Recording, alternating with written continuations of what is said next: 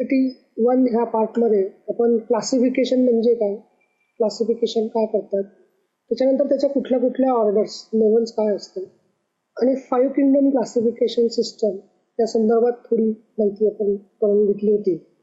आता ह्या प्लॅन 2 पार्टमध्ये आपण त्याच्या संदर्भात पुढचे जे काही ग्रुप्स आहेत, स्पेशली प्लॅन ग्रुप, त्याच्याबद्दल अधिक माहिती करून घेणार आहोत. प्लॅन ग्रुप जो आहे हा अत्यंत मोठा असा ग्रुप आहे. याच्यामध्ये अगदी मोठ्या प्रमाणात ट्रिमेंडस अशी बायोडायव्हर्सिटी आपल्याला दिसते. तर हा ग्रुप अतिशय मनोरंजक असल्यामुळे, त्याच्यामध्ये त्याचबरोबर तो अत्यंत उपयुक्त उपयोगी असल्यामुळे आपण त्याबद्दल अधिक माहिती, त्याच्यातली डायव्हर्सिटी आपण जाणून घेणार आहोत. जेव्हा आपण वनस्पती असं उच्चारतो त्यावेळेस आपल्या डोळ्यासमोर काही कॅरेक्टर्स, त्याचे काही फीचर्स डोळ्यासमोर येतात. So the important feature of the plants, the important characteristics of the plants are as follows. The first thing is that all the plants which we consider, all these are autotrophic. What is autotrophic? The plants which can prepare their own food material. So in plants, you know that normally we see the plants are green in color. The reason is this: it is having a chloroplast, and in this chloroplast, chlorophyll pigments are there. And they are having special ability to fix whatever the solar energy is there, so it is converted into the chemical energy and they can prepare their own food. So this is the speciality of the plants. Second important character is that about the plants, they are having cell wall.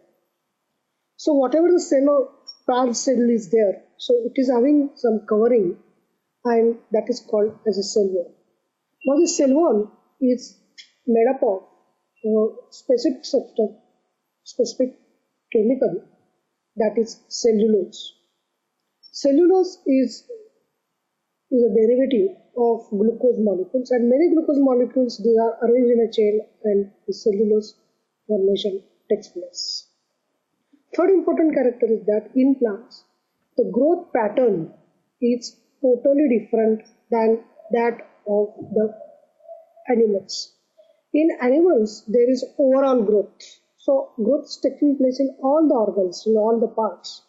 However, in plants, the growth pattern is different and it is taking place in some areas, especially in apical regions. It is normally seen in root apical region, then in stem apical region, and in leaf apical region. And sometimes the lateral growth is also seen, that is called as secondary growth. So this pattern is different from that of the animals.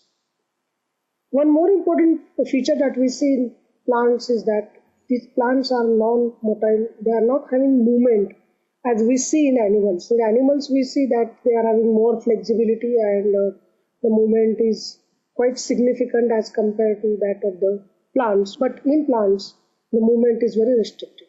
The question arises why it is so.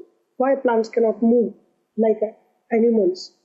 The reason is this: the cell wall is there, and the plant cell is having cell wall, and due to this cell wall, it has got a very rigid structure, and its flexibility is lost. And in plants, we don't see any elaborated, very special excretory system, but in animals, there are very elaborated excretory systems are there. And in plants, whatever the toxic substances are there, these are either stored in the bark or maybe in the leaf, and when the senescence of the leaf or when leaf fall takes place, then these excretory substances are given out. So such mechanism, simple mechanism is there. So we can very well distinguish between plants and animals by considering these parameters. Now the overall classification, whenever we say the plants, so the plants classification is there. So this is a simplified representation of the plants, classification of the plants. The plant kingdom is classified into two major groups, that is cryptogams and phanerogams. Cryptogams is the plants which are seedless plants. They do not have any seeds. They do not have fruits. So this is a very simple group of plants. While phanerogams is a group of plants which are the seeded plants, the seeds are there. These cryptogams are further classified into Thallophyta, Bryophyta, and even Pteridophyta. But today we are going to see only some details about Thallophyta and Bryophyta. And in phanerogams, it is basically classified into two groups, that is gymnosperm and angiosperm. And angiosperms are further classified into dicotyledony and monocotyledony, or we call them as dicots and monocots. So this is a simple representation of the classification of plants.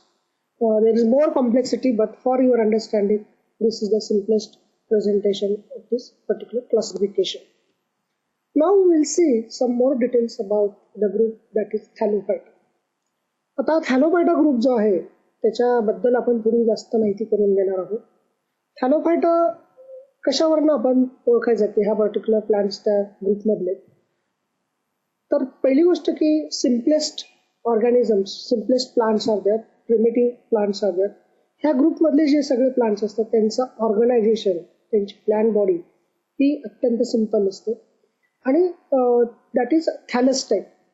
थॅलस म्हणजे काय की जी plant body which is not differentiated into root, stem, leaf असे जे प्लॅनचे organ आपल्याला normally दिसतात, तर अशा प्रकारचे ऑर्गन्स, अशा प्रकारचं डिफरन्सिएशन आपल्याला थॅलोफायटा ग्रुपमध्ये दिसत नाही. आणि plant body is not differentiated into root, stem, leaf आणि आपण त्याला थॅलस असं म्हणतो. तर the presence of thallus plant body is a important feature. दुसरं म्हणजे याच्यामध्ये जे प्रिमेटिव्ह प्लांट्स आहेत, इव्होल्युशनरी जेव्हा आपण कन्सिडर करतो, इव्होल्युशन जेव्हा आपण कन्सिडर करतो, तर प्लांट्स हे जे काही प्रिमेटिव्ह प्लांट्स आहेत ते या थॅलोफायटा ग्रुपमध्ये क्लासिफाय केलेले आहेत आणि these are plants are very very simple. आणखीन एक स्पेशालिटी यांची आहे की यांचे रिप्रोडक्टिव्ह ऑर्गन्स जे असतात, so this reproductive organs are unicellular. In some higher forms, might be in some algae, we'll see that they are multicellular, but in general the sex organs are unicellular. And as in case of Bryophyta, these sex organs are covered by a specific jacket or specific case, but here such case or such multi-layered jacket, sterile jacket is not there, so that is also the speciality. These are non-jacketed. Then in this group there is no formation of embryo. So how this embryo is formed? The male gamete, female gamete, they unite and fertilization takes place, and the first cell which is formed, that is called as embryo, and this embryo further undergoes division and redivision, and so many cell divisions are taking place and we get multicellular structure. But here there is no embryo formation. In other group, in Bryophyta and other group, we will see there is a presence of this embryo. And one feature that is very specific here, the vascular tissues, that is xylem and phloem tissues, are totally lacking. So these are the conducting as well as giving mechanical support, and such tissues, xylem and phloem, are not at all seen in this particular group. And in Thallophyta, we are going to consider only two groups, that is algae and lichens. I would like to tell you some more details about the lichens. Lichen is an association of algae and fungi. These are the composite plants, and they are in dual nature, means the two different plant groups, they come together and they form the association, and this association is a mutual. In both algae and fungi both get benefited, and this is a symbiotic association. These lichens are having lot of economic importance, and environmentally they are also very important. Suppose we want to know in a particular area whether there is pollution or not. आपल्याला एखाद्या एरियामध्ये air pollution आहे की नाही असं समजून घ्यायचं असेल किंवा माहिती करून घ्यायचं असेल, तर आपल्याला लायकेनची संख्या त्या एरियामध्ये किती आहे ते जर आपल्याला कळलं तर त्या एरियामध्ये पोल्युशन, एअर पोल्युशन किती आपल्याला हे व्यवस्थित करू शकतो. आपण जेव्हा थंड हवेच्या ठिकाणी किंवा जिथे मानव वस्ती कमी आहे किंवा जिथे इंडस्ट्रीज नाही आहेत अशा ठिकाणी गेलो तर आपल्याला लायकेनची खूप मोठी संख्या, लायकेन्स खूप मोठ्या प्रमाणात मिळतात. पण जिथे खूप इंडस्ट्रियलायझेशन झाले अशा एरियाजमध्ये आपल्याला लायकेन्स खूप कमी प्रमाणात मिळतात. आणि these are called the indicators of air pollution. जितकं एअर पोल्युशन जास्त असेल तितकं लायकेनची संख्या कमी असते आणि जितकं लायकेनची संख्या जास्त असेल तितका तो एरिया हा कमी पोल्युटेड असतो. तर असे हे लायकेन्स अत्यंत युनिक अशा प्रकारचे ऑर्गॅनिझम्स आहेत. त्याच्यानंतर दुसरा जो ग्रुप ज्याच्याबद्दल मी जास्त तुम्हाला माहिती सांगणार आहे तो म्हणजे अल्गी. अल्गीचे कॅरेक्टर्स तुम्हाला शेवाळ ज्याला आपण म्हणतो हे आपल्याला माहिती की बऱ्याचशा नद्यांमध्ये नाल्यांमध्ये त्याचबरोबर काही विहिरींमध्ये आणि समुद्रावर आपल्याला अल्गी दिसून येते. So this algae group is a very specific and it is aquatic or it is in a these plants are in a very close vicinity of water. जिथे पाणी असेल तिथेच हे अल्गी आपल्याला दिसतं. Then algae is a chlorophyllous thallophyta and it is autotrophic. त्यांची cell wall जी असते that is very specific and it is made up of cellulose. Algae आणि फंजामध्ये जो बेसिक डिफरन्स आहे तो म्हणजे फंजा हे ॲटोट्रॉपिक नसतात, ते हेट्रोट्रॉपिक असतात. दे cannot prepare their own food material. आणि दुसरा जो डिफरन्स आहे त्यांच्या सेल वॉलमध्ये, फंजामध्ये सेल वॉल जी असते that is made up of chitin, पण अल्गीमध्ये ती सेल्युलोजची बनलेली असते. आणि याचे रिप्रोडक्टिव्ह ऑर्गन्स अल्गीचे जे असतात दीज आर युनिसेल्युलर. आणि जिथे मल्टीसेल्युलर असेल अशा खूप कमी ठिकाणी ते मल्टीसेल्युलर असतात, पण नॉर्मली दीज आर युनिसेल्युलर. आणि अल्गीची खूप मोठ्या प्रमाणात डायव्हर्सिटी आपल्याला दिसते. अल्गी अगदी सिंगल सेलपासनं मल्टीसेल्युलर आणि खूप लार्ज फॉर्म्स. मॅक्रोसिस्टिस नावाची एक अल्गी आहे की ज्याची लांबी ही 100 मीटर एवढी सुद्धा असू शकते. एवढ्या मोठ्या प्रमाणात अल्गी ज्याला आपण सीविड्स म्हणतो ह्या असतात आणि प्रचंड असे भाग ते व्यापून टाकतात. तर अल्गीचे जे हॅबिटॅट ते कुठे कुठे कुठे असतात, त्यांचा हॅबिटॅट काय, तर त्याबद्दल आपण माहिती करून घेऊया. काही जे फॉर्म्स असतात अल्गीचे ते फ्री फ्लोटिंग असतात. वॉटर करंट जसं असेल त्याप्रमाणे त्याच्याबरोबर वॉटर करंट बरोबर ते जातात.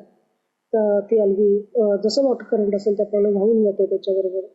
तर अशा प्रकारचे फ्री फ्लोटिंग फॉर्म्स असतात. त्याच्यातली स्पायरोगारा वनस्पती मला तर तुमच्या बऱ्यापैकी परिचयाची असेल.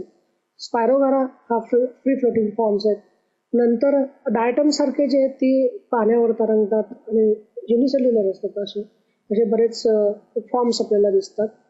त्याच्यानंतर काही अल्गी ह्या जिथे पॉन्ड्स असतील किंवा जिथे मडी प्लेस असेल किंवा जिथे मार्शी प्लेस असेल तिथेही मिळतात. आणि त्यातलं एक उदाहरण म्हणजे कारा म्हणून जी वनस्पती आहे ती आपल्याला दिसते. ती बघितल्यानंतर आपल्याला कारा ही अल्गी असं वाटत नाही, कारण की ते बरेचसे त्याचे जे फीचर्स आहेत त्याचे कॅरेक्टरिस्टिक्स आपल्याला एक्सटर्नली जे दिसतात ते आपल्याला एखाद्या वनस्पतीसारखे पान वनस्पतीसारखे वाटतात. पण ही पान वनस्पती नाही तर ही शेवाळ आहे. आणि कारा मध्ये आपल्याला root stem like structure, leaf like structure असे दिसतात आणि ते बऱ्याच वेळा आपण कन्फ्यूज होऊन त्याला पान वनस्पती असं समजू शकतो, पण तो अल्गीचा प्रकार आहे. त्याच्यानंतर काही अल्गी ह्या अत्यंत वैविध्यपूर्ण असतात. म्हणजे एक प्रोटोडर्मा नावाची जी अल्गी ती आपल्याला टॉर्टॉइज जे असतात त्याच्या पाठीवर ती आपल्याला मिळते. आणि एक वेगळं प्रकारचं असं तुम्हाला त्यांच्यामध्ये असोसिएशन पण आपल्याला दिसतं त्या प्रोटोडर्मा आणि टॉर्टॉइज मधलं. त्याच्यानंतर काही क्लॅडोफोरासारख्या ह्या लिफी स्ट्रक्चर सारख्या दिसतात आपल्याला, पान वनस्पतींसारख्या दिसतात क्लॅडोफोरा. आणि ह्या स्नेल जे असतं त्याच्यावर आपल्याला त्याच्यामध्ये ते मिळतात. तर अत्यंत अशा वैविध्यपूर्ण हॅबिटॅटमध्ये आपल्याला अल्गी ह्या मिळू शकतात. ह्या अल्गीची थॅलस रेंज, थॅलस म्हणजे मी तुम्हाला सांगितलं की it is undifferentiated and the plant body is not differentiated into root stem leaf like structure. तर असं हे जे थॅलस आहे ते पण आपल्याला अत्यंत वैविध्यपूर्ण असं मिळतं. त्याच्यामध्ये पहिला जो युनिसेल्युलर फॉर्म्स, काही colonial forms, then there are some filamentous forms, some parenchymatous forms, and some are very complex forms. So a lot of thallus range is seen in this particular. So simplest form that is these are unicellular.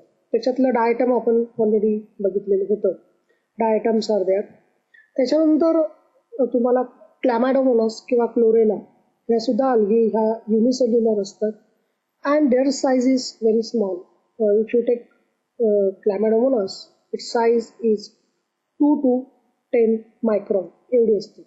Micron म्हणजे काय की 1 मिलीमीटरचा 1000 part म्हणजे 1 micron. तर इतकी त्याची small size ही असू शकते. त्याच्यानंतरचे काही फॉर्म्स हे कलोनियल फॉर्म्स असतात. म्हणजे जसं आपल्याकडे कॉलनीज किंवा अनेक घरं मिळून एक कॉलनी तयार करतात किंवा अनेक लोक मिळून एक कॉलनी तयार करतात, तशा प्रकारच्या काही अलगी त्याच्या मध्ये एकत्र येतात. त्यांचे इंडिव्हिज्युअल एकत्र येतात आणि they forms colony and these are called as a colonial forms. आणि त्याच्यामध्ये सॉर्ट ऑफ असोसिएशन असतं and the whole group of this individuals that move. आणि एक अत्यंत सुरक अशी algae that is called as volvox. Microbes मधले जे काही 7 वंडर्स आहेत त्याच्यामध्ये व्हॉल्वॉक्स हे अत्यंत एक असं वंडर आहे. आणि ही जी अलगी असते व्हॉल्वॉक्स ही आपल्याला पावसाळ्यात पाऊस पडल्यानंतर इमिजिएटली आपल्याला हे मिळू शकते. असे छान छोटेसे बॉल्स हे आपल्याला दिसतात, हॉलो बॉल्स. आणि हे पाण्यामध्ये जेव्हा आपल्याला दिसतील तेव्हा ती most of the times it is volvox and it looks very very beautiful. त्यांची जी मुवमेंट असते ती पण खूप स्पेसिफिक असते आणि अनेक सेल्स अशा एकत्र येऊन अनेक त्याचे इंडिव्हिज्युअल्स एकत्र येऊन ही कॉलनी तयार करतात आणि मग त्याची मुवमेंट पण अत्यंत सिंक्रोनाइज अशा प्रकारची असते. त्याच्यानंतर तिसरा जो फॉर्म आहे थॅलस रेंज मधला तो म्हणजे filamentous forms. What is filament? These are hair like structures. हे हेअर्स असतात तसे हेअर लाईक स्ट्रक्चर्स असतात and these are multicellular. These are not single cell but these are multicellular. And in this the cells are arrange end to end. Cells जे असतात ते एकावर एक अशा जसे रेल्वेचे डबे असतात तशा पद्धतीने त्या अरेंज झालेले असतात आणि these are the filamentous forms आपल्याला दिसतं. याच्यामध्ये स्पायरोगारा मी तुम्हाला आधीच उल्लेख केलेला आहे की स्पायरोगारा ही जी वनस्पती तिला स्पायरोगारा असं का म्हणतात त्याचं कारण असं की त्याचा जो क्लोरोप्लास्ट असतो that is spiral shaped. So the chloroplast of this algae is a spiral shape and that's why it has got the name that is spirogara. And there are many other filamentous forms are there. Ulothrix is there and many other forms are there which are filamentous forms. These are multicellular. त्यानंतर पुढचा थोडासा advance form जो आपल्याला दिसतो तो म्हणजे पॅरेनकायमॅटस forms. आणि याच्यामध्ये आपल्याला अलगी अनेक सेल्स एकत्र they form a sheet like structures. एक शीट लाईक स्ट्रक्चर्स तयार करतात. आणि uvula is a classical example of this. He uvula आपल्याला कुठे दिसतात की समुद्र किनारी आपण गेलो की जेव्हा ओहोटी असते when there is a receding water is there तेव्हा आहोटीच्या वेळेस तुम्हाला ही उल्वा दिसते तिथे मोठ्या प्रमाणात. आणि आपल्या महाराष्ट्रात जे काही समुद्र आहेत तिथे सुद्धा तुम्हाला उल्वा हे दिसू शकते. समुद्रकाठी मिळणारी ही अलगी आहे. त्याच्यानंतर एक मोर कॉम्प्लेक्स फॉर्म की जो आपल्याला बऱ्याच वेळा त्याच्यामध्ये लीफ लाईक स्ट्रक्चर दिसत आहेत, स्टेप लाईक स्ट्रक्चर दिसत आहेत आणि त्याच्यामध्ये असे छोटेसे असे बॉल छोटे छोटे गोळे दिसत असतील तर हे गोळे म्हणजे त्याच्यातल्या त्या एअर व्हॅक्युअल्स आहेत, एअर ब्लॅडर्स त्याला आपण म्हणतो. तर ह्या एअर ब्लॅडर्स असतात आणि यांच्या सहाय्याने ही अलगी ही पाण्यामध्ये पोहत असते, तरंगत असते. तर हा जो सर्गॅसम दिस इज अगेन ब्राऊन अलगी आहे. त्याचा कलर जो असतो तो ब्राऊन कलर असतो. त्याच्यामध्ये काही स्पेसिफिक पिगमेंट्स असतात which impact its brown colour. आणि ही अलगी अत्यंत कॉम्प्लेक्स आहे आणि आपल्याला leaf like structure, root like structure आणि stem like structure, leaf like structure आणि स्टेम लाईक स्ट्रक्चर्स इथे दिसतात. पण याला रूट किंवा स्टेम असं म्हणत नाहीत का, त्याच्यामध्ये व्हॅस्क्युलर टिश्यू सिस्टम नसते आणि हा अत्यंत कॉम्प्लेक्स फॉर्म आहे. इस्पेशली रेड अलगी आणि ब्राऊन अलगीमध्ये आपल्याला खूप कॉम्प्लेक्सिटी दिसते आणि ह्या साईजने आकाराने खूप मोठ्या प्रकारच्या अलगी आहेत. तुमच्यासाठी एक सुंदर अशी ॲक्टिव्हिटी मी आता तुम्हाला देतोय. तर ऑर्गॅनिक ग्रीटिंग कार्ड्स तुम्हाला तयार करायचे. बऱ्याच वेळा आपण बऱ्याच प्रसंगाला ग्रीटिंग कार्ड्स देतो आणि मार्केटमधनं घेऊन आपण ते लोकांना ते आपल्या जे काही स्वकीय असेल स्वकीय असेल आपण त्यांना देतो. तर हे ग्रीटिंग कार्ड तुम्ही स्वतः घरी तयार करू शकता. तर हे कसं करायचं आणि त्याच्यामध्ये सीवीड किंवा अलगी ही तुम्हाला वापरायची. तर समुद्रकाठी गेल्यानंतर तुम्हाला तिथे बऱ्याच वेळा रेड अलगी किंवा ब्राऊन अलगी, स्पेशली रेड अलगी ज्या असतील की लाल रंगाच्या अशा अलगी, त्या अतिशय सुंदर अशा प्रकारच्या अलगी असतात, त्या जाऊन आपण गोळा करायच्या. आणि हे कलेक्शन जे करायचं ते तुमच्या शिक्षकाच्या मार्गदर्शनाखाली करायचं आहे, स्वतः जाऊन करायचं नाही. आणि ह्या अलगी कलेक्ट केल्यानंतर त्या एका ट्रेमध्ये त्या आणायच्यात आणि हा जो ट्रे असेल त्याच्यामध्ये तो अर्ध पाणी त्याच्यामध्ये असेल, असं अर्ध पाणी असलेला ट्रे तो घ्यायचा आणि त्याच्यामध्ये ही अलगी ठेवायची. त्याच्या आधी अलगीतला जे काही वेगवेगळं त्याच्यावर डस्ट किंवा काय आणखीन मड वगैरे काय असेल ते सगळं काढून टाकायचं आहे, त्याला क्लीन करायचे आणि नंतर या ट्रेच्या खाली आपल्याला एक कार्डबोर्ड ते ठेवायचं आणि कार्डबोर्ड ठेवल्यानंतर ती अलगी एक पेंट ब्रशच्या साहाय्याने तिला व्यवस्थित स्प्रेड करायचं आणि स्प्रेड केल्यानंतर तुम्ही हा जो कार्डबोर्ड आहे तो थोडा टिल्ट करायचा आणि तो असा वर उचलायचा. त्याच्याने पाणी जे असेल ते ड्रेन ऑफ होईल आणि ती अलगी जी असेल ती त्या कार्डबोर्डला स्टिक होईल. आता ही स्टिक काय होते तर त्याच्यामध्ये फायकोकोलाइट नावाचे केमिकल्स असतात आणि तिथे तुम्हाला फेविकॉल किंवा अशा प्रकारचे काही स्टिकिंग सबस्टन्सेस वापरायची अजिबात गरज नाही. तर algae itself is a sticking in nature, specially red algae sticking in nature आणि ती त्याच्यावर व्यवस्थित असं तुम्हाला दिसेल आणि त्याच्यामध्ये एवढी वैविध्यपूर्णता असल्यामुळे तुम्ही हा पार्ट ती कम्प्लिटली ड्राय झाल्यानंतर तो पार्ट कट करून तुम्हाला पाहिजे त्या ठिकाणी तुम्ही लावू शकतात आणि ग्रीटिंग्स करू शकतात किंवा याच्यामध्ये काही मेसेजेस लिहून तुम्ही स्वतः ग्रीटिंग कार्ड्स करू शकतात. तर इथे त्याचा एक नमुना मी तुम्हाला दाखवतोय. तर इथे ही रेड अलगी अतिशय सुंदर असं चित्र आपल्याला दिसते आणि याच्यापेक्षाही आणखीन वेगवेगळ्या प्रकारचे सुंदर अलगी आपल्याला मिळतात आणि अशा प्रकारचे अनेक ग्रीटिंग कार्ड्स तुम्ही करू शकता. तुमच्या मित्रमैत्रिणींना तुम्ही भेट देऊ शकतात विविध प्रसंगी. आणि हे जे कार्ड आहे these are called organic cards. इथे आपण प्लांट मटेरियल वापरतोय आणि अशी कार्ड्स तुम्हाला तुमच्या घरी करणं, तुमच्या शाळेमध्ये करणं हे शक्य आहे. तर अलगी हा एक अत्यंत असा चांगला ग्रुप आपण आता बघितला. Now we are moving towards next group that is bryophyte. Bryos हा शब्द त्याचा ब्रायोन म्हणजे मॉस आणि फायटॉन मीन्स प्लांट. जेव्हा आपण ब्रायोफाइट हा शब्द डोळ्यासमोर येतो त्यावेळेस मॉस ही वनस्पती आपण बघतो. आपल्याला माहिती आहे की ब्रायोफाइटाचा एक अत्यंत रिप्रेझेंटेटिव्ह मेंबर म्हणून मॉस विचारात घेतलं जातं. हा ग्रुप कम्पॅरेटिव्हली स्मॉल आहे. याच्यामध्ये 23,500 स्पीसीज आहेत and this group is considered as amphibians.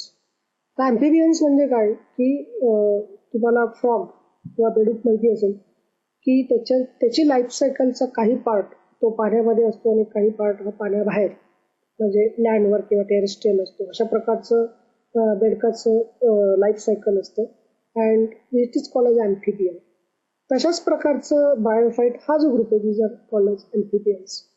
तर it is a connecting link between aquatic किंवा अलगी आणि टेरिडोफाइट्स म्हणजे लँड प्लांट्स याच्यामधली ही कनेक्टिंग लिंक आहे आणि हे ॲम्फिबियन ग्रुप आहे. याच्यातला काही पार्ट जो असतो त्याची life cycle specially sexual reproduction वगैरे the water is required for that आणि नंतर जमिनीवर हे आपल्याला हे दिसतात ह्या प्रकारचे ब्रायोफाइट्स.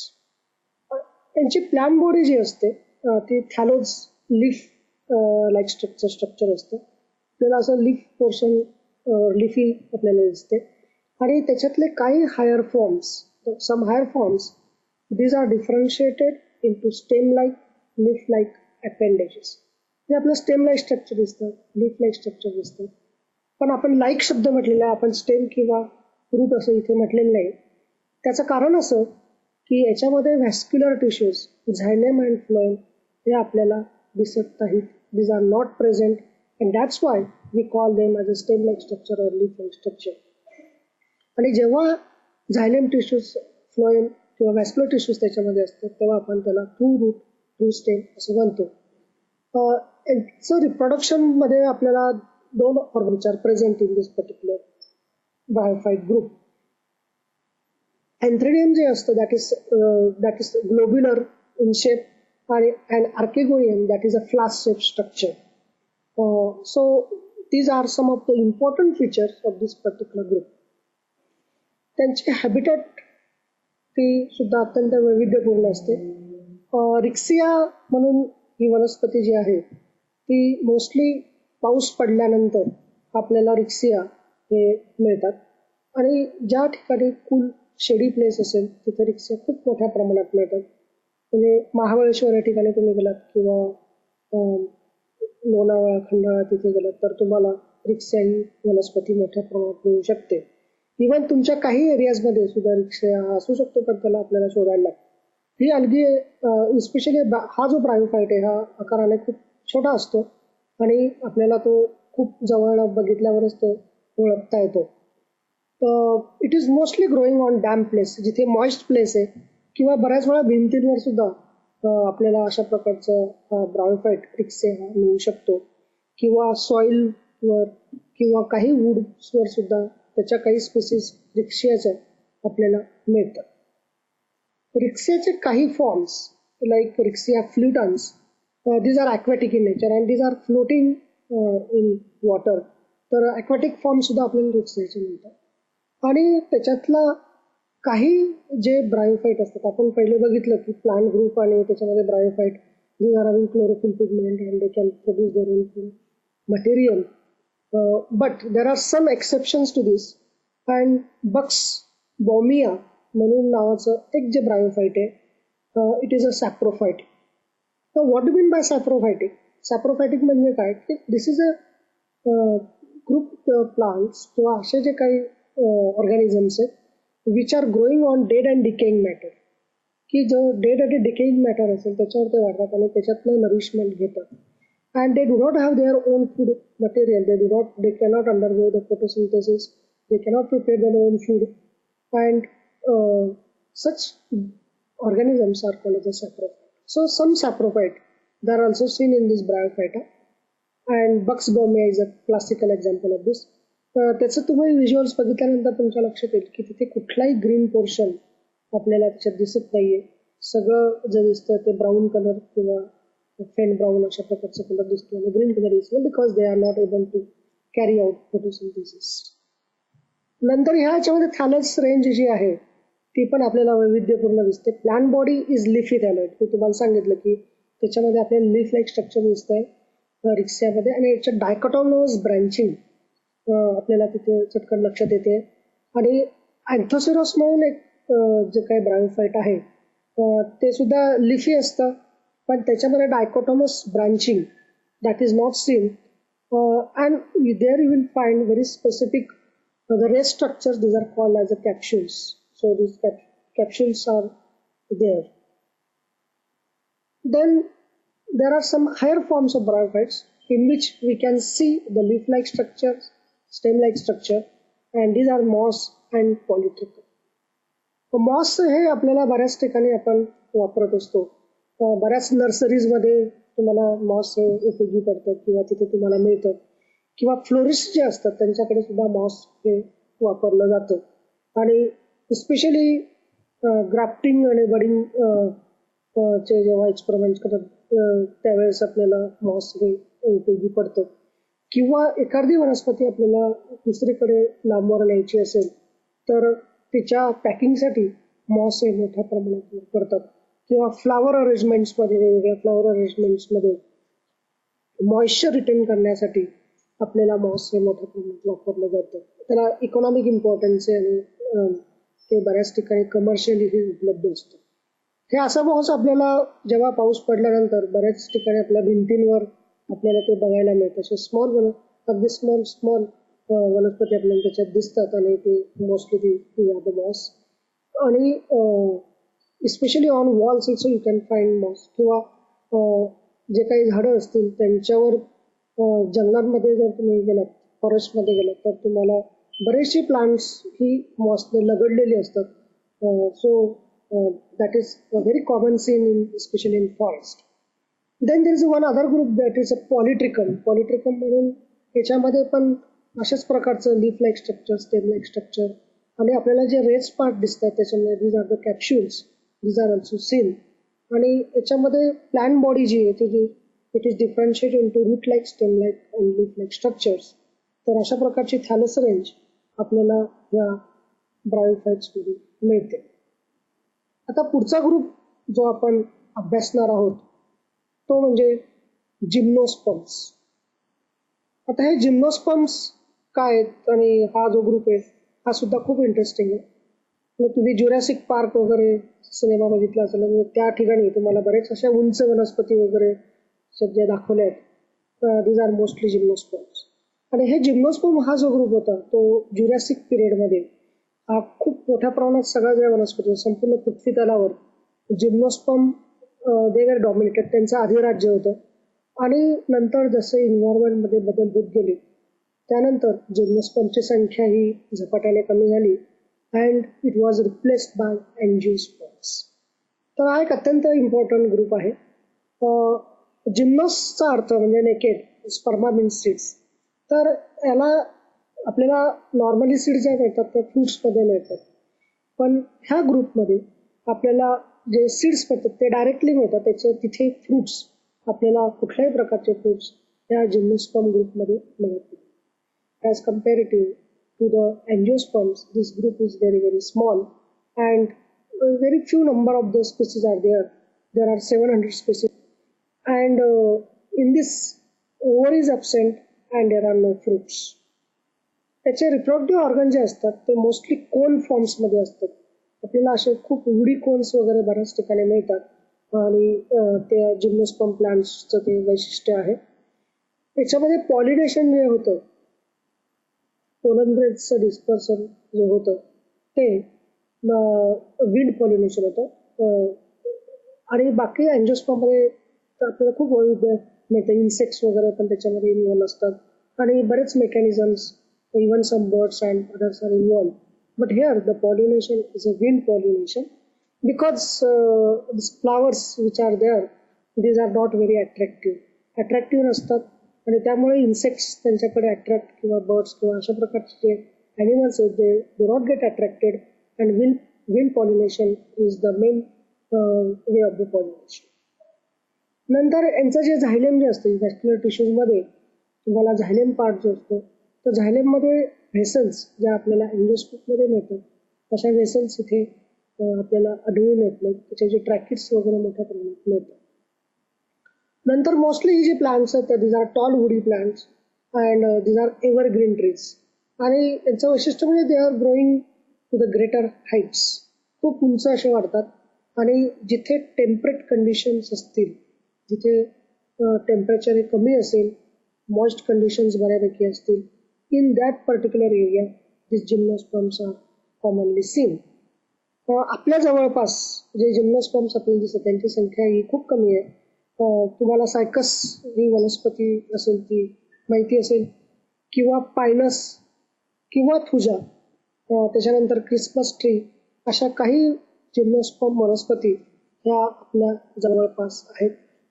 त्याचे हॅबिटॅट सुद्धा खूप व्हॅरिड असते. तर सायकस जर तुम्ही विचार केला की सायकस ह्या पहिल्या आपल्याला दिसत आहे, तर सायकस हे टेम्परेट किंवा ट्रॉपिकल रिजन्स आपल्या एरियामध्ये पण बऱ्याच ठिकाणी बऱ्याच गार्डन्समध्ये एखाद्या गार्डनची शोभा वाढवण्यासाठी अशा प्रकारचे सायकसचं प्लांटेशन तिथे केलं जातं and it is increase the beauty of that particular garden. तर टेम्परेट रिजनमध्ये स्पेशली आपल्याला सायकस दिसतं किंवा ट्रॉपिकल रिजन्समध्ये आपल्याला सायकस दिसतं.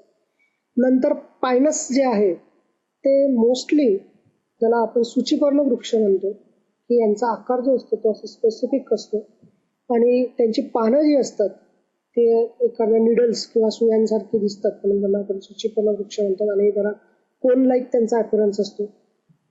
त्याचं अरेंजमेंट वैशिष्ट्यपूर्ण असते की तिथे जो स्नोफॉल झाल्यानंतर कुठल्याही प्रकारचं पाणी तिथे थांबत नाही आणि सगळं पाणी असं निघून त्याचा निचरा होऊ शकतो. अशा प्रकारची अरेंजमेंट या वनस्पतीमध्ये असते. काही पायनसच्या जाती किंवा काही प्लांट्स आपल्या महाराष्ट्रात पण दिसतात, पण बऱ्याच वेळा त्यांचं हे त्यांना लागणारं रिप्रोडक्शनसाठी लागणारं जे काही कंडिशन्स असतात ते इथे नसल्यामुळे फक्त त्यांची व्हेजिटेटिव्ह ग्रोथ होते, त्याच्यापासून पुढे रिप्रोडक्टिव्ह ग्रोथ वगैरे असं आपल्याला दिसत नाही. त्याच्यानंतर थुजा म्हणून एक वनस्पती, मला वाटतं बऱ्याच लोकांना माहिती असेल, त्याला मोरपंखी वगैरे असं म्हणतात. आणि बरेच विद्यार्थी आपल्या पुस्तकांमध्ये किंवा वह्यांमध्ये विद्या म्हणून त्यांना ते ठेवतात आणि त्यांचा असा समज असतो की ते ठेवल्यानंतर त्यांना जास्त विद्या प्राप्त होते वगैरे. त्याच्यात तथ्य नाही, पण तरी ही वनस्पती बद्दल आवड निर्माण होण्यासाठी अशा प्रकारची जी परंपरा आहे ती चांगली आहे. विद्यार्थ्यांना वनस्पतीचं महत्त्व कळावं म्हणून त्यांनी वनस्पतींबद्दल जास्तीत जास्त माहिती करून घ्यावी. आणि ही थुजा जी वनस्पती आहे ती जेरिक कंडिशन्समध्ये इव्हन आपल्या कंडिशन्समध्ये खूप मोठ्या प्रमाणात आपल्याला मिळते. आणि कुठल्याही गार्डनमध्ये तुम्ही गेलात की ही थुजा वनस्पती आपल्याला तिथे मोठ्या प्रमाणात आढळून येते. आपल्याला कुठल्याही प्रकारचं पाणी खूप मोठ्या प्रमाणात लागत नाही. अगदी जेरिक कंडिशन्समध्ये पण आपल्याला ती आढळून येते. वॉटरिंग करायला लागत नाही. आणि इट इज एव्हरग्रीन, म्हणजे कधी बघितलं तर तुम्हाला ती एव्हरग्रीन दिसते. हे त्याचं वैशिष्ट्य आहे. नंतर एक क्लाइंबर, वुडी क्लाइंबर, ज्याला आपण लायनाज म्हणतो, निटम म्हणून.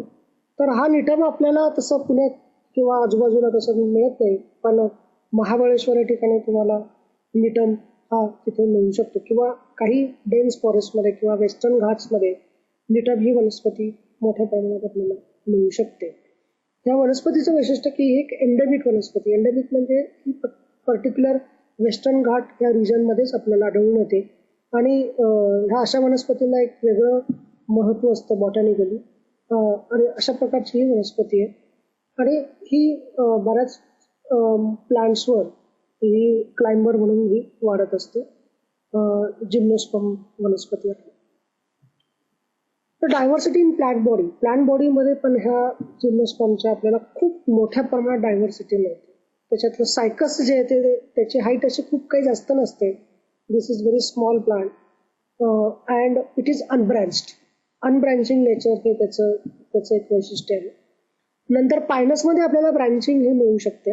And this is a very tall tree and especially in Himalaya regions और in Simla and in other places, Ooty and other places, we find this particular pinus that is growing to the greater heights. आणि बऱ्याच तिथल्या एरियाची जी economy आहे किंवा बऱ्याच वेळा European countries काही देशांची इकॉनॉमी जी आहे ती ह्या पायनस प्लांटवर अवलंबून आहे. आपण जे मॅस्टिक्स वगैरे तयार करतो तिथे पण पायनसचा काही वूड काही ठिकाणी त्याचा वापर करतात. नंतर पुढच्या ह्या स्लाइडमध्ये आपल्याला फोटोग्राफमध्ये की त्याचा एनलार्ज व्ह्यू जवळनं बघितल्यानंतर हे कसं दिसेल त्याच्यामध्ये आपल्याला त्याचा कोन दिसतोय आणि पानं दिसतात. And these are needle like structures. हे निडल शेप्ट असल्यामुळे काय होतं की तिथे कुठल्याही प्रकारचा बर्फ किंवा स्नो जरी मोठ्या प्रमाणात होत असला तरी ते तिथे थांबत नाही. And that is given out and this plant get protecting itself and the leaves are not get damaged. So this is the advantage. So this is very good adaptation that we find it there. नंतर Christmas tree मला वाटतं सगळ्यांनाच माहिती आहे. त्याचं जो growth pattern असतो तो अत्यंत वेगळा दिसतो आणि हे एक एव्हरग्रीन असं झाड आहे. दिस इज कॉल्ड एज ऑरोकेरिया. त्याचं बॉटॅनिकल नाव ऑरोकेरिया आहे. आणि ऑरोकेरिया आपल्याकडे पण मोठ्या प्रमाणात दिसून येतो. त्यानंतर आणि त्याला एक वेगळं असं महत्त्व पण आहे. क्रिसमसच्या दिवसात वगैरे तर एक वेगळं महत्त्व असतं. नंतर टॅक्सस म्हणून एक जिम्नोस्पर्म आहे. तर अँटी कॅन्सर ड्रग तयार करण्यासाठी टॅक्सॉल म्हणून जी अँटी कॅन्सर पोटेंट ड्रग आहे ती तयार करण्यासाठी टॅक्सस नावाची ही जी जिम्नोस्पर्म वनस्पती आहे ती मोठ्या प्रमाणात वापरली जाते. तर हा जो ग्रुप आहे हा छोटा असला तरी त्याचं इकॉनॉमिक इम्पॉर्टन्स, बॉटॅनिकल इम्पॉर्टन्स, त्याला इव्होल्युशनरी इम्पॉर्टन्स असं खूप जास्त आहे. आणि तुम्हाला जेव्हाही शक्य होईल तुमच्या आजूबाजूला जे काही जिम्नोस्पर्म्स असेल ते तुम्ही त्याच्याबद्दल माहिती मिळवा, त्याचे फोटोग्राफ्स घ्या, त्याचं तुम्हाला हर्बेरियम्स करता आली तर ते हर्बेरियम करा आणि तुमचं ज्ञान ह्या संदर्भात वाढवा. आता मी तुम्हाला एक ॲक्टिव्हिटी देतो. एक नीता नावाची मुलगी आणि तिने 3 वेगवेगळे प्लांट स्पेसीज या जंगलात जाऊन फॉरेस्टमध्ये जाऊन तिने ते गोळा केलेले आणि ते अलगी म्हणजे काही जंगलात त्याचबरोबर नदीकाठी जाऊन तिने ते गोळा केलेले. आणि ह्या ग्रुपमध्ये तिला अलगी, फंजाय, जिम्नोस्पर्म्स असं असण्याची शक्यता तिला वाटते. आणि त्याचे कॅरेक्टरिस्टिक्स तिने ऑब्झर्व केले आणि त्याचा एक चार्ट, एक टेबल तिने तयार केलं. आणि तिने जे कॅरेक्टर्स घेतले त्याच्यामध्ये रूट, स्टेम, लीफ असं आपल्याला दिसतंय का हे एक कॅरेक्टर घेतलं. नंतर व्हॅस्क्युलर टिश्यूज, झायलेम, फ्लोएम आपल्याला दिसत आहेत का. कारण झायलेम फ्लोएम तुम्हाला त्याचा सेक्शन घेतल्यावरच कळू शकतं. तर सेक्शन घेऊन तिने बघितलं की झायलेम फ्लोएम आपल्याला दिसत आहेत का. त्याच्यानंतर ते ॲटोट्रोपिक किंवा हेटरोट्रोपिक कन्सिडर तिने केलं. नंतर फ्लावर्स त्याला फुलं आहेत का ते तिने विचारात घेतलं, फ्रुट्स आहेत का. हे एवढे कॅरेक्टर्स त्या संदर्भात तिने माहिती गोळा केली, चार्ट केला आणि जे कॅरेक्टर्स प्रेझेंट होते तिथे प्लस साईन दिलेलं आहे आणि जे कॅरेक्टर्स अबसेंट होती त्यांच्यासाठी तिने मायनस साईन वापरलेलं आहे. आणि ह्या कॅरेक्टर्सचा विचार करून सगळे कॅरेक्टर्स एकत्र विचारात घेऊन की कुठल्या ग्रुपमध्ये आपल्याला क्लासिफाय करता येईल. Suppose if you take plant number 1, so in that root stem leaf is absent, vascular tissues are absent, this is heterotrophic, flowers are absent, the fruit is absent. Then you have to think and you have to tell in which group it can be classified. आणि 1, 2, 3 plants असे तुम्हाला ते appropriate ग्रुपमध्ये classify करायचे.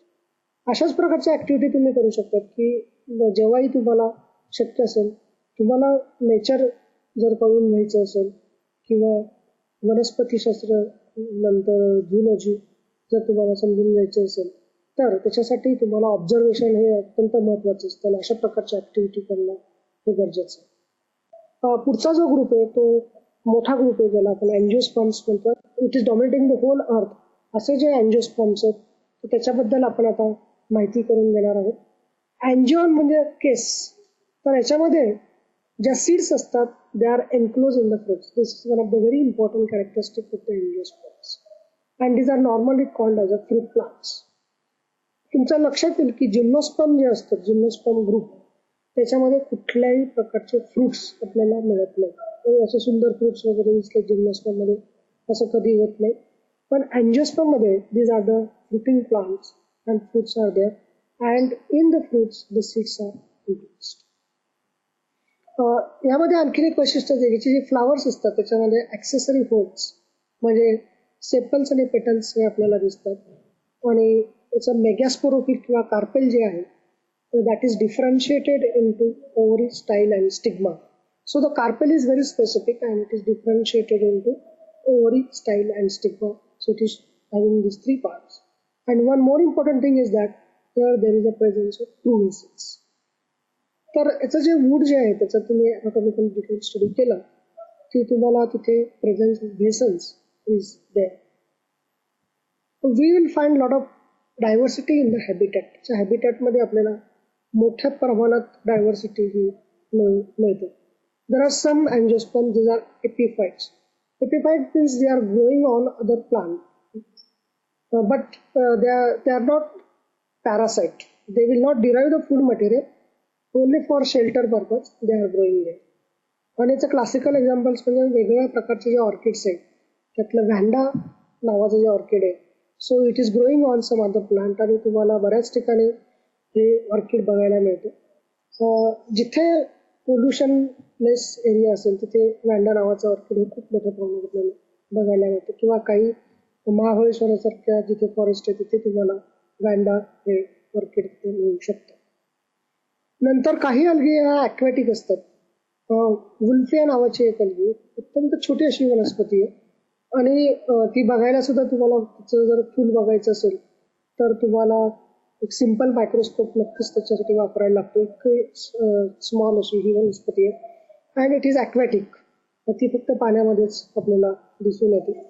And there are some plants which are also found in desert. जिथे अगदी harsh conditions, temperature is very high, the soil is arid आणि असं जे water scarcity is there, less amount of water is there, but there are many such cacti किंवा cactus. So these are growing in that particular conditions and we call them as a desert plants. तर अशा प्रकारची आपल्याला त्याच्या हॅबिटॅटमध्ये खूप मोठ्या प्रमाणात diversity हे मिळते आणि almost in all the habitats this angiosperms असतील. म्हणजे तुम्ही whether you take water or whether you take land or whether you take very what is it conditions, you will find this particular kind of plants. तर diversity in mode of growth. तर angiosperm मध्ये त्याचा growth मोड जे आहे त्याच्यामध्ये पण आपल्याला मोठ्या प्रमाणात डायव्हर्सिटी अवलंबून दिसून येते. तर त्याच्यामध्ये हर्ब, श्रब अशा प्रकारचं आणि ट्री, नंतर क्लाइंबर, असं आपण त्याचा जो काही ग्रोथ पॅटर्न आहे त्याच्याप्रमाणे आपण त्याचं क्लासिफिकेशन करत असतो.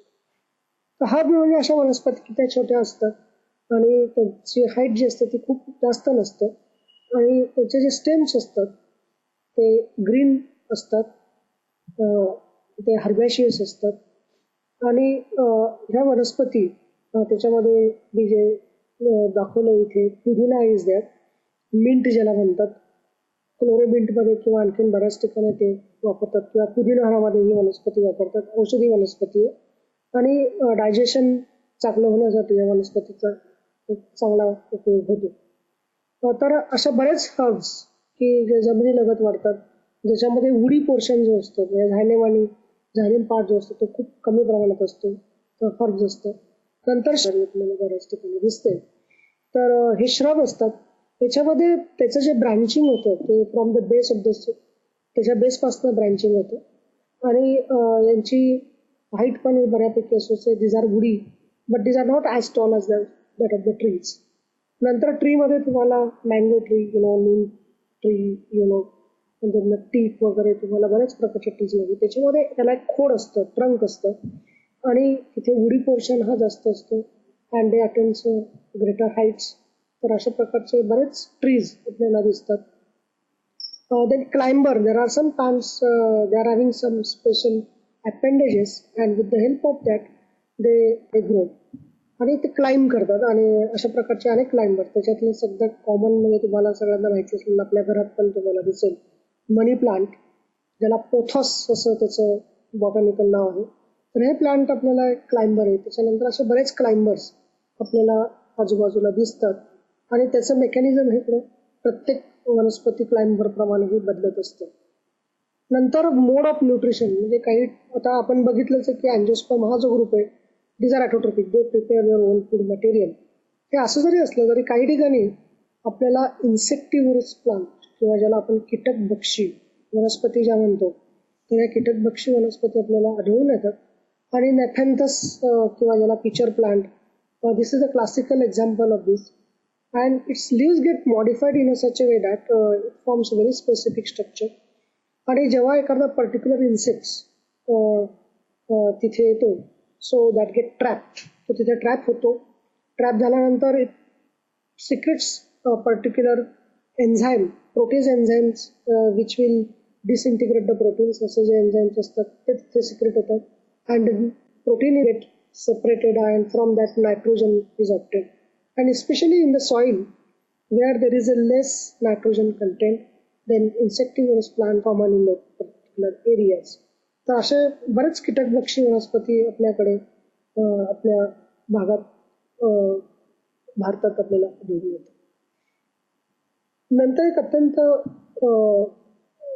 इंटरेस्टिंग अशी वनस्पती दिसते, दॅट इज रॅफ्लेशिया म्हणून. So this is total root parasite. तर ही जी वनस्पती, याला स्टेम, लीफ वगैरे असे भाग आपल्याला दिसत नाही आणि ही दुसऱ्या वनस्पतींवर अवलंबून असते, टोटली त्याच्यावर अवलंबून असते. पण ह्या वनस्पतीचं वैशिष्ट्य असं की याचं जे फूल असतं हे जगातलं सगळ्यात मोठं फूल आपल्याला दिसतंय and this is found in Indonesia. इंडोनेशियाचं जे काही ट्रॉपिकल रिजन आहे तिथे आपल्याला ही वनस्पती आढळून येते आणि हे जगातलं एक वंडर समजलं जातं. याचं जे फूल असतं त्याचा जो डायमीटर असतो तो 100 सेंटीमीटर असतो आणि वजन ह्या फुलाचं जे असतं ते 10 किलोग्रॅमपेक्षा जास्त त्याचं वजन असू शकतो. आणि याच्यामध्ये आपल्याला 5 पेटल्स ह्या दिसत आहेत आणि बाकीचे जे स्ट्रक्चर्स आहेत, स्टेम नसतं, नंतर लीफ नसतात, फक्त आपल्याला फूल हे मोठ्या इथे दिसतं आणि it is a total root parasite. अत्यंत इंटरेस्टिंग अशी ही वनस्पती आहे. Then there are dicot plants. Now will see this angiosperms are basically classified into 2 main groups, dicots and monocots. So dicot means it is having 2 cotyledons and leaf shows reticulate venation. म्हणजे त्याचा लीफचा जो venation pattern आहे तो reticulate असा pattern आहे, network आपल्याला मिळतं. And it is showing pentamerous symmetry. Pentamerous म्हणजे त्याच्यातले जे काही सेपल्स, पेटल्स, स्टामेन्स, कार्पेल्स हे जे असतात, so these are in number 5 or in the multiple of 5. So we get a pentamerous symmetry, and this is one of the very important characteristic about this dicot plants. And common examples of this sunflower, mango, neem, and many other plants that we come across, these are the dicot plants. Then monocot, the name itself indicates they are having single cotyledon, and normally they show trimerous symmetry. So whatever the sepals, petals are there, even stamens, they show 3 or multiple of 3 like that. Then leaves are showing parallel venation. त्याचं leaves जे असतं त्याच्यामध्ये आपल्याला parallel venation मिळतं. And grasses, orchids, lilies are the classical examples of this. Now I am giving you one of the very interesting activity. इथे तुम्हाला पहिली जी row आहे प्लांटची त्याच्यामध्ये तुम्हाला असं दिसतं की ते पानं आपल्याला वेगवेगळ्या शेपची, वेगवेगळ्या आकाराची ही दिसत आहेत. आणि खालच्या बाजूला, खालच्या रोमध्ये आपल्याला फ्लावर्स, फ्रुट्स हे आपल्याला दिसतात. तर तुम्हाला याच्यात काय करायचं, what you are to do in this activity, की वरचे जे काही पानं असतील ते आणि खाली दिसणारे फ्लावर्स किंवा फ्रूट त्याचं मॅच करायचं आणि कुठल्या वनस्पतीचं फ्लावर कुठलं आहे किंवा कुठल्या वनस्पतीचं लीफ कुठलं आहे ते तुम्हाला शोधून काढायचं. अशाच प्रकारच्या ॲक्टिव्हिटी तुम्ही करू शकतात, मॅचिंग करू शकतात. वनस्पती अभ्यास करताना सगळ्यात महत्त्वाची गोष्ट आहे म्हणजे तुमचं ऑब्झर्वेशन, की तुम्ही निसर्ग जो आहे ती एक मोठी लॅबोरेटरी आहे आणि तिचं ऑब्झर्वेशन केल्यानंतर तुम्हाला खूप गोष्टी, त्याच्यातलं नाविन्य, वैविध्य हे लक्षात येईल आणि ते तुम्हाला ऑब्झर्व करायचं आणि ती पॉवर तुमच्या डेव्हलप झाली की मग तुम्ही एक बायोलॉजिस्ट म्हणून तुमचं नाव होऊ शकतं. एक दुसरी ॲक्टिव्हिटी मी तुम्हाला देतो. यामध्ये तुम्हाला काय करायचं आहे की तुमच्या घराच्या जवळपास किंवा तुमच्या कॉलेज शाळेच्या जवळपास ज्या काही वनस्पती असतील त्यांचे व्हेनेशन पॅटर्न तुम्ही स्टडी करायचे आणि त्याच्यातले डायकॉट आणि monocot on the basis of venation pattern you have to classify. आणि त्याच्या पुढची जी ॲक्टिव्हिटी त्याच्यामध्ये तुम्हाला 10 फ्लावरिंग प्लांट्स हे गोळा करायचे आणि based on the symmetry of the flower, whether it is a pentamerous और trimerous, you have to classify into dicot और मोनोकॉट. अशा पद्धतीने तुम्हाला ही ॲक्टिव्हिटी करायची. So stopping here. Thank you very much.